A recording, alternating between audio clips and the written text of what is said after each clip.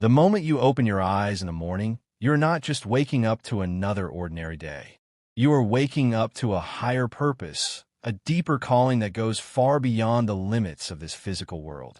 You are a spiritual being on a spiritual journey, and your life carries a meaning far greater than what you can imagine right now. That is the magic of existence.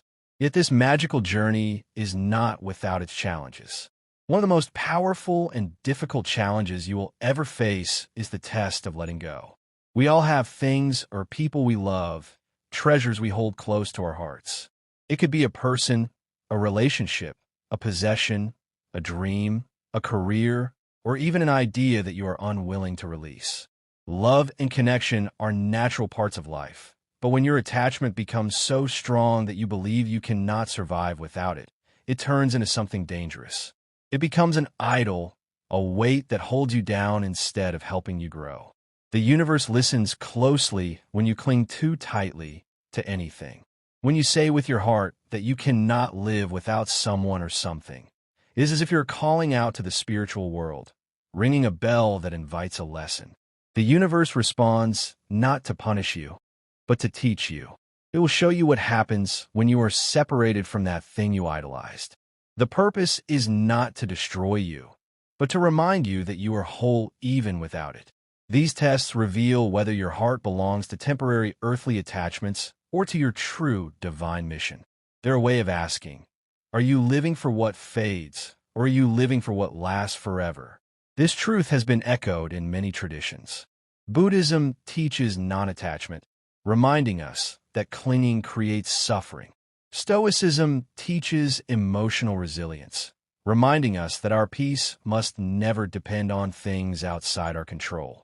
The universe, in its wisdom, will test you by asking if you can release even what feels essential.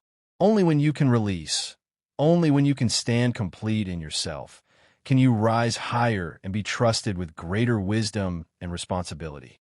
Every attachment you release brings you closer to your true nature. In the words of Rumi, you were born with wings, so why choose to crawl?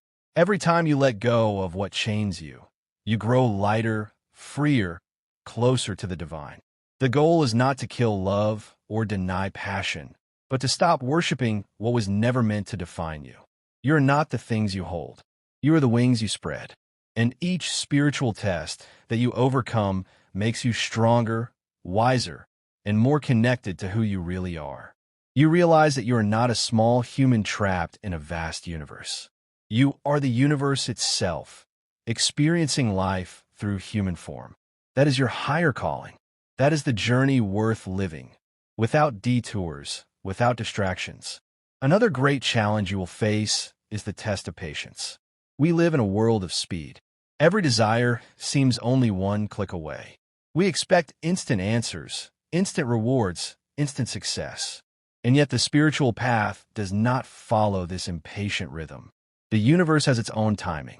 It knows when you are ready, even if you believe you are ready now. To wait can feel unbearable. You may ask yourself, if this dream is meant to be, then why is it delayed? But delays are not wasted time. Delays are lessons. They're moments in which you're being trained. Just like the ocean has tides of rising and falling, so too does life have its seasons of waiting. Patience is not just sitting still until something happens. Patience is keeping a peaceful heart while you wait. When you're asked to wait, the universe is not trying to deny you your dream. It is preparing you to receive it at the right time. Think of a seed planted in the soil. If you demand it to grow tomorrow, you'll be disappointed. The seed has its own rhythm. It must break open, take root, and slowly reach toward the light. Your dreams are the same. The waiting is not empty. It is shaping you. It is strengthening you. It is asking you, will you give up just because things are not unfolding as you imagined? Or will you hold on to what you believe even when the road seems slow? Good things come to those who wait.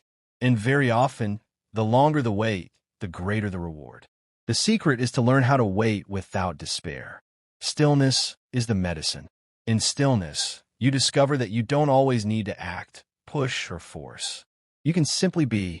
When you allow yourself to be still, your impatient mind calms down, your heart opens, and your inner voice becomes clearer.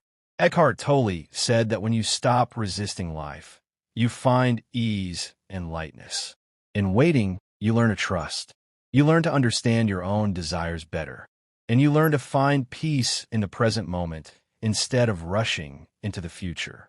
And when the day finally comes, when the door finally opens, you will look back and see that the waiting was not wasted time. It was a gift. It was the preparation that made you strong enough to walk through that door. But perhaps the hardest of all tests is the test of faith. This is the test that comes when everything seems to fall apart. Life places you in storms that shake you to your very core. It feels as if everything you built is collapsing, as if the ground beneath you is breaking. It is tempting to believe something has gone terribly wrong. But what if these storms are not punishments? What if they are part of a divine plan to shape you into someone greater? It is easy to have faith when life is smooth. The real test is whether you can keep that faith when you are surrounded by darkness. Faith is not believing that life will always give you what you want. Faith is trusting that life will give you what is right. When everything around you is stripped away, what remains is your relationship with the divine. In these moments, you're like a tree being pruned. The cutting feels painful. It feels like destruction. But in truth, the pruning is love. The universe is cutting away the dead branches that no longer serve you, making space for new growth, stronger growth. The hardship is not meant to end you. It is meant to prepare you. It is sculpting you into someone more powerful, someone ready for blessings you cannot yet imagine. Storms are terrifying, but they are also transforming. When you emerge, you will not be the same person who entered.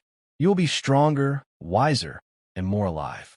The universe does not want to break you. It wants to build you. It wants to reveal to you a strength you did not know you had. And while the storm rages, your faith may feel fragile. Your hope may feel weak. But if you can hold on, even if it is by a single thread, you will see that the storm is not your enemy. It is your teacher. It is pushing you toward the highest version of yourself. So do not despair when you are tested. These tests are not punishments. They are invitations. Invitations to let go, to wait, to trust, to grow. Invitations to rise above the small self that clings, fears, and doubts, and to step into the vast self that knows it was born with wings. You are not here just to survive. You are here to fly, to expand, to shine. And every test you face is a stepping stone to that truth. Stay inspired, stay strong, and above all, stay true to your journey, because the universe is shaping you into the person you were always meant to become.